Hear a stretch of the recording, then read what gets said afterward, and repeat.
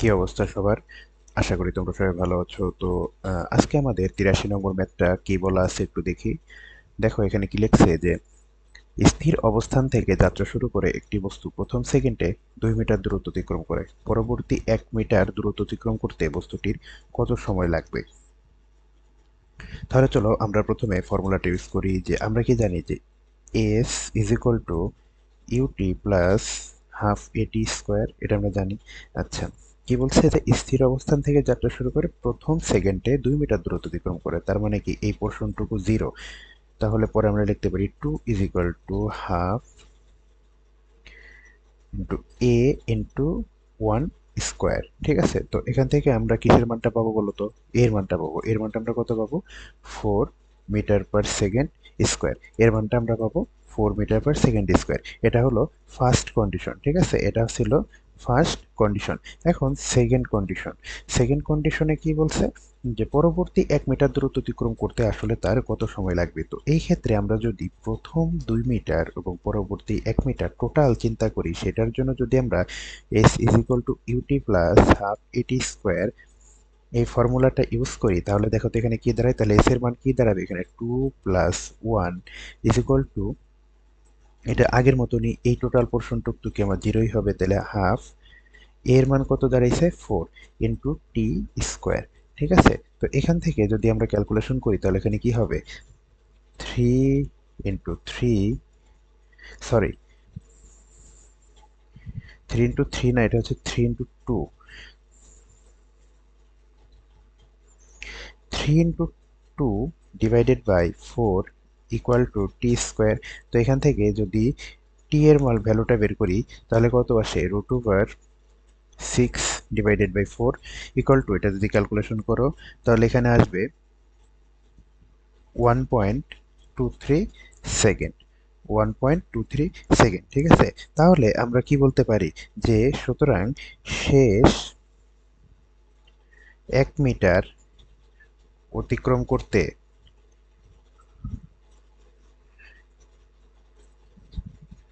সময় লাগে কত?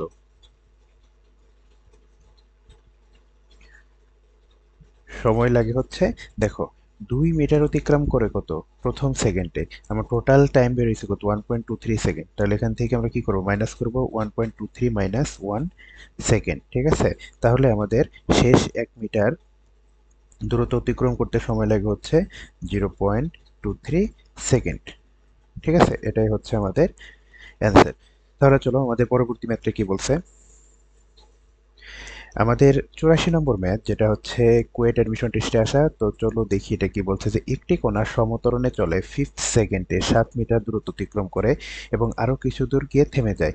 কণাটি শেষতম সেকেন্ডে মোট অতিক্রান্ত দূরত্বের 1/64 অংশ অতিক্রম করে। কণাটির আদিবেগ, ত্বরণ ও মোট সময় নির্ণয় করো।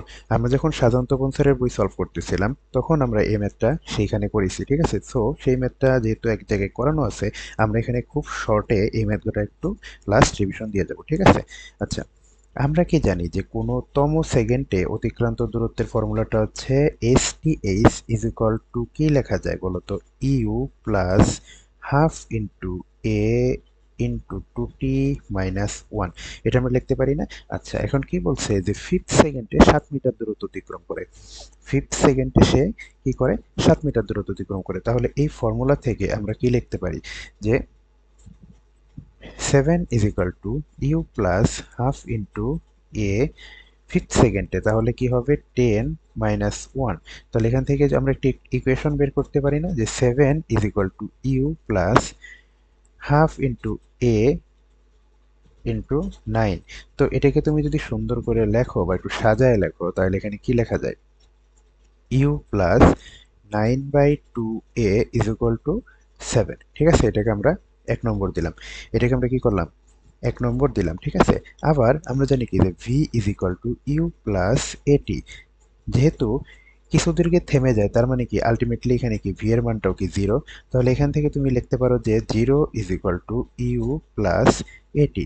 তুমি এটাও লিখতে পারো। তো এখান থেকে আমরা কি এটা কয় নাম্বার দিব? এটাকে আমরা দিলাম ধরো 2 নাম্বার, এটাকে আমরা দিলাম 2 নাম্বার। ঠিক আছে, আচ্ছা, এখন যদি মোট সময় টি হয়, ঠিক আছে, টোটাল টাইম টি, টোটাল টাইম টি।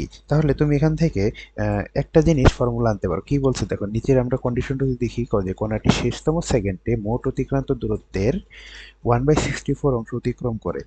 তাহলে আমরা এখান থেকে এটা যে এই জিনিসটা লিখতে পারি যে u plus half into a 2t - 1 is equal to 1/64 into ut plus half a t square. এটা আমরা লিখতে পারি না? আচ্ছা, এটা কিন্তু আমরা লিখতে পারি। এখন শেষতম সেকেন্ডে মোট অতিক্রান্ত দূরত্ব ধরলাম u plus half into a 2t - 1, ঠিক আছে? আর মোট অতিক্রান্ত দূরত্বের ফর্মুলা হচ্ছে UT plus half a t square, ঠিক আছে? এখন এই খেলা, আসল খেলাটা মূলত এই জায়গায়, ঠিক আছে? এখন আমরা জাস্ট এটাকে একটু সরল করে লিখবো। কি লিখবো যে ইউ প্লাস, এখানে যদি লেখো তাহলে এখানে কি হবে, a t minus half into a is equal to 1/64 u t plus 1/128 a t square, ঠিক আছে? এটা আসলো। এখন আমরা কি জানি যে এই you plus a t is equal two zero, তাহলে টোটাল পোর্শনটুকু জিরো, এখানে থাকবে কত, half into a is equal two, আমরা কি লিখতে পারি দেখো তো, এইখানে আমরা 1/64 আসলে কমন নিব, আর এখান থেকে টি কমন নেব, ঠিক আছে? তাহলে আমরা এখান থেকে অ্যাকচুয়ালি কি কমন নেব, টি বাই সিক্সটি ফোর কমন নিলে এখানে কি থাকে, ইউ প্লাস হাফ ইন্টু এটি, এটা থাকে। আচ্ছা, কিন্তু দেখো তো, আমার যদি এই ফরম্যাটে আনতে হয় তাহলে আমাদের অবশ্যই এখানে একটু যোগ বিয়োগ করতে হবে। তাহলে আমরা কি লিখবো যে half into a is equal to t/64 into u plus a t minus half a t, ঠিক আছে? তাহলে এটা আমরা লিখতে পারি না এখানে? দেখো, এটা লিখলে কিন্তু মোটামুটি সবকিছুই ঠিক থাকে। তাহলে আমরা আলটিমেটলি জানি কি যে ইউ প্লাস এটি, এটার মান আমাদের জিরো। তো এখান থেকে যদি আমরা আবার এখানে আসি, তাহলে এখান থেকে আমরা কি লিখতে পারবো যে half into a is equal to t/64 into minus half into a t, ঠিক আছে? আচ্ছা, এখন এখান থেকে যদি তুমি দেখো, ক্যালকুলেশন করো, এই এ কাটা চলে যাবে, এই মাইনাস হাফ কাটা চলে যাবে, ঠিক আছে? তাহলে এখানে থাকবে কি, এখানে থাকবে আমাদের 1, আর এখানে থাকবে t/64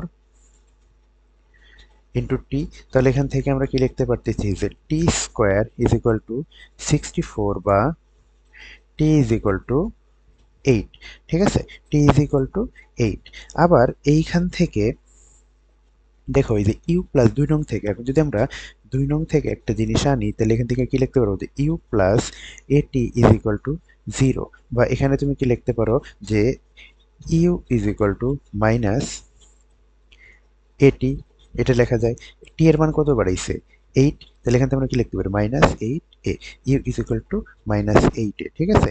আচ্ছা, এখন 1 নং থেকে, এটা তো 2 নং থেকে বের করছিলাম, এখন 1 নং থেকে যদি আমরা হিসাব করি, তাহলে দেখো ইউ এর মান কত, -8 এ, তাহলে জাস্ট এখানে বসাই দাও, -8 a plus 9/2 a is equal to 7। তো এটা আলটিমেটলি ক্যালকুলেশন করলে এখান থেকে আমরা এর ভ্যালু পাবো, আর এর ভ্যালুটা কত আসতেছে, এর ভ্যালুটা আসবে এখানে -2 মিটার পার সেকেন্ড স্কোয়ার। আমরা এর ভ্যালু পেয়ে গেছি, টি এর ভ্যালু পেয়ে গেছি, ঠিক আছে? জাস্ট এখন বাকি আছে কি, ইউ এর ভ্যালুটা বের করা। তো সুতরাং ইউ ইজ ইকুয়াল টু কি হবে, -8 এ, তো -8 ইন্টু -2, তাহলে এখানে কত আসতেছে, 16 মিটার পার সেকেন্ড।